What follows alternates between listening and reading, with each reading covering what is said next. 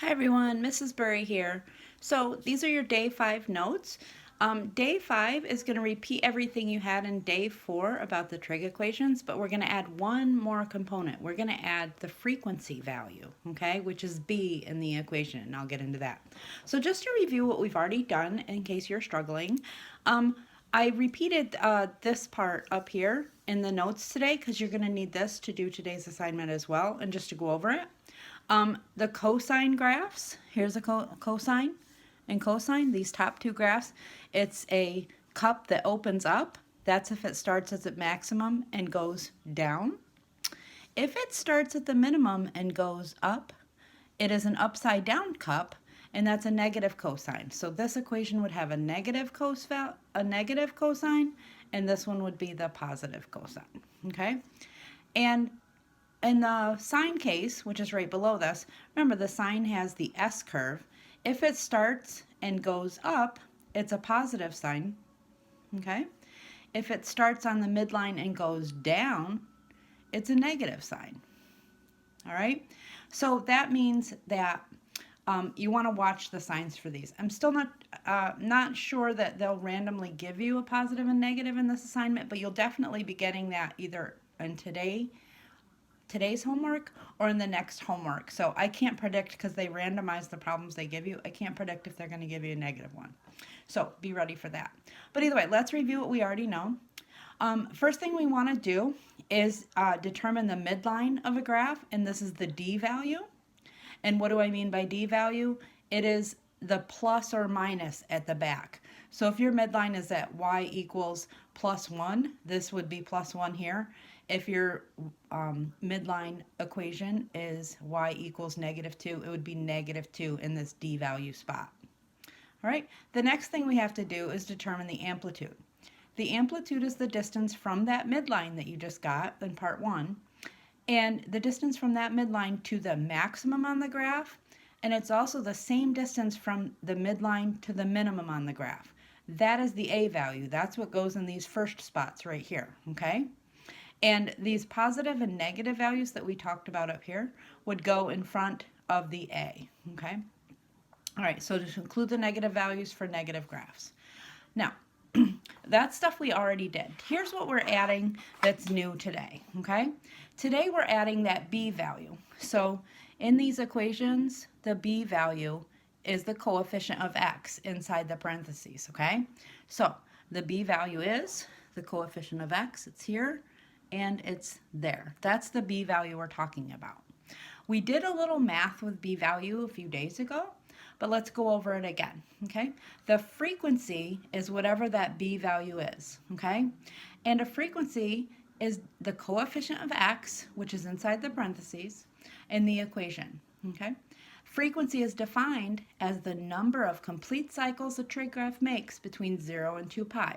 So what we're going to need to do is find 2 pi on our graphs and count how many of the cycles occur between 0 and 2 pi. And we'll get to those examples.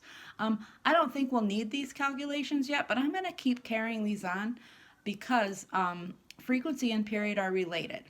Frequency is just the B value in the equation, or the number of complete cycles between 0 and 2 pi. And period is the distance it takes the graph in the x-axis to complete one complete cycle, or one whole cycle, okay? And there are some equations there. I do not think you'll need those today. I think we can do them visually, but I want to keep them up there because that's where we're headed. All right, let's get into our first example. Now, I took these examples from Delta Math, so if you take great notes, maybe you get a freebie if they randomly give you this one. But let's go over what's expected of you here. The original graph that they're giving you is the solid line, okay? Now, the equation that you need to put in these boxes is the equation of this dotted line. And as you enter things into deltamath.com, it's going to move these lines together, and hopefully they'll be on top of each other. They call it like exploratory or whatever. But either way, let me show you how to get these right. First of all, let's look at our original equation. What is it? Is it sine or is it cosine? So looking at my original equation, it has a top and a bottom, and it starts at its midline. When a graph starts at its midline, it is a sine graph, okay? So I know this is a sine graph. and from the straight line example here, or the filled in line. Now let's go ahead and go right to our dotted line. That's the equation we need to build. So the first thing we want to do with these is we want to mark off our top line and mark off our bottom line. Okay, we've enclosed the graph, and then mark off our midline. This one's pretty easy to see because it's just one up and one down. What is the equation of that midline? My dotted line goes through the y value of 2. So the equation is y equals 2. Okay? Why is that important? Because that 2 goes in this part here. Okay? This would be amplitude, this is frequency, and this is the equation of the midline, 2. And the next thing we need to do is the amplitude, okay? Amplitude is defined from the midline to the top or the midline to the bottom. We drew these nice lines, so counting from the midline to the top, that's 1 unit, or the midline to the bottom, that's 1 unit. So our amplitude is 1, okay? This graph starts on its midline, so it's sine, and it goes up. That means it's a positive, okay? That's where we get the positive. It's a positive sign. All right. The next thing, the new thing for today is this B value, okay? The B value is the frequency. The frequency is the number of complete cycles between 0 and 2 pi. So what we have to do is go down here to our x-axis and find where 2 pi is. 2 pi is right here, and it's going to be different on each of your graphs.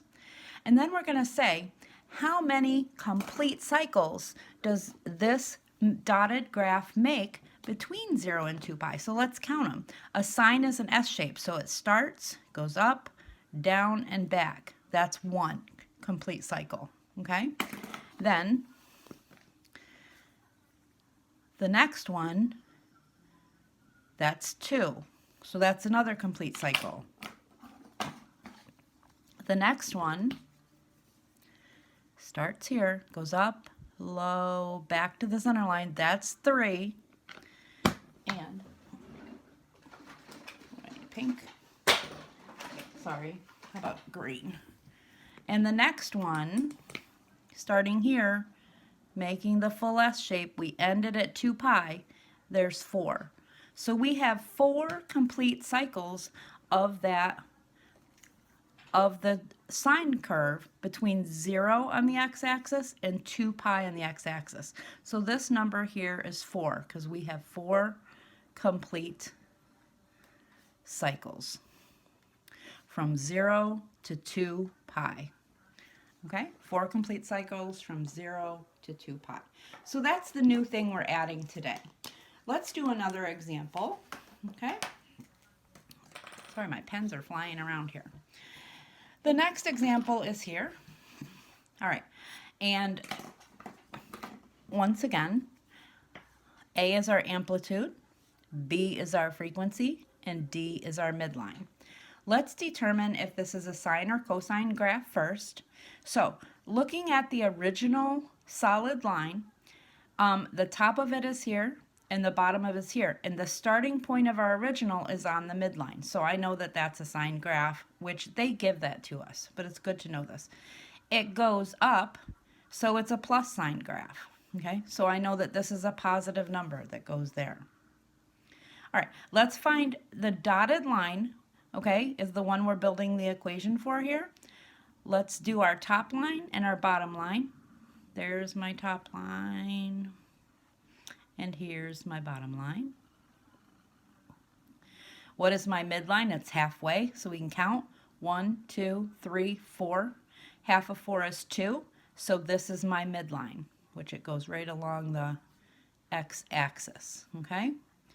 To make my equation, y equals, what is the y value of my midline? That's this, that's 0.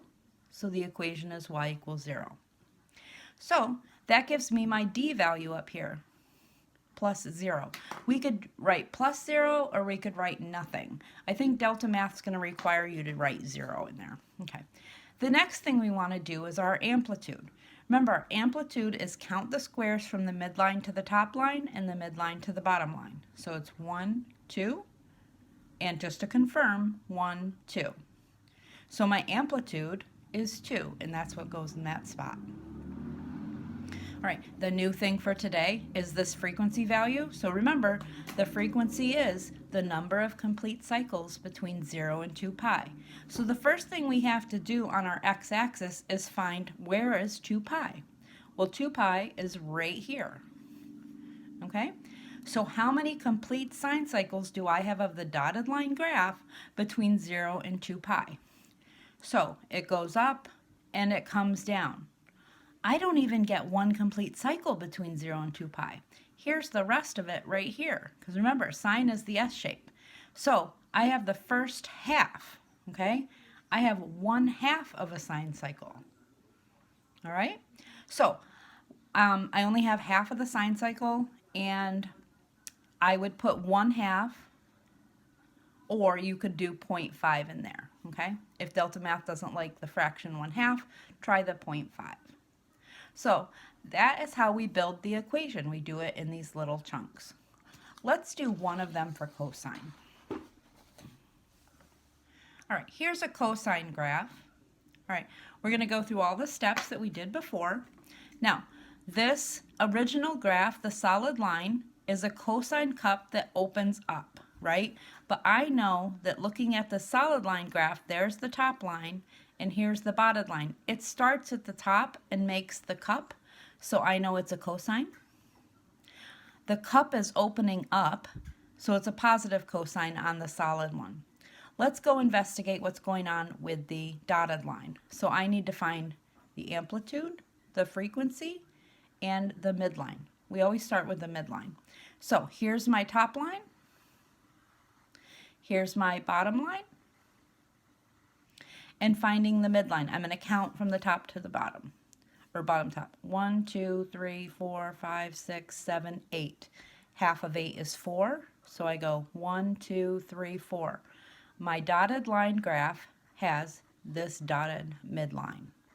It has an equation, y equals, and what is my y value of the midline? It's 1. So y equals 1 is the equation of the midline, and that 1 goes there.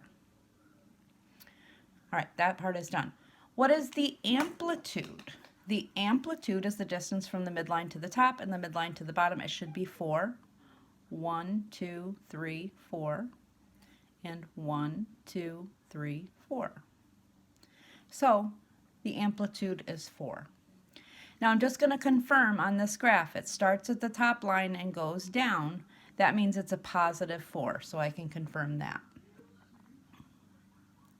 The last thing we need to do is the frequency here. So for the frequency, the first thing I need to do is find where is 2 pi on my graph. So going up the x-axis, 2 pi. Because remember, frequency is defined as how many complete cycles of the graph do I have between 0 and 2 pi. So now I need to count how many cosine cycles I have. Now remember, cosine is just a cup shape. So here's one complete cup shape. Here is the next complete cup shape, that's 2. And here is another complete cup shape, that's 3. So I have 3 cycles of cosine, okay? And they're all complete, because here's my ending value here, okay? So 3 cycles means the 3 goes here. So the equation for this dotted line graph that's now rainbow colored is 4 cosine 3x plus 1. All right, so here's one for you to try here. So why don't you pause the video and give this one a try, and then I'm going to go ahead and go over it, and your assignment will be on deltamath.com. So go ahead and pause the video now. All right, so let's go ahead and go over this one. I'm looking at the original solid line graph, and it starts at the top line and goes down, so it's a positive cosine. Now let's focus on the dotted line graph. Let's see what that's doing. I'm going to draw on my top line. I'm going to draw on my bottom line. And I'm going to draw on the midline after that. So this is 1, 2. Half of 2 is 1, so 1 unit from the top and 1 unit from the bottom. There's my midline. It has the equation y equals, what is my y value of the dotted line? 2. So my midline is y equals 2, because there's the 2. So that is the value that goes here. The next thing I need to do is figure out my amplitude. Now, the dotted line graph here starts at the top line and goes down. So that's a positive cosine, so I can fill out the positive. The next thing I need to do is the amplitude. Midline to top, that's 1 unit, and midline to bottom, that's 1 unit. So my amplitude is 1. The last thing I need to do is determine how many complete cycles happen from 0 to 2 pi. The first thing I want to do here is go down across my x-axis and look for 2 pi. Here is 2 pi, and here is 0. How many complete cycles of cosine do I have in that distance? Well, here's 1. Here's 2. I'm just going to use these since they're here. Here's the next one, that's 3, 4, 5, and 6. So I have 6 cycles. All right. 6 cycles means the 6 goes here. All right. So that's it for notes today. And your assignment will be on deltamath.com. Good luck. Contact me with any questions.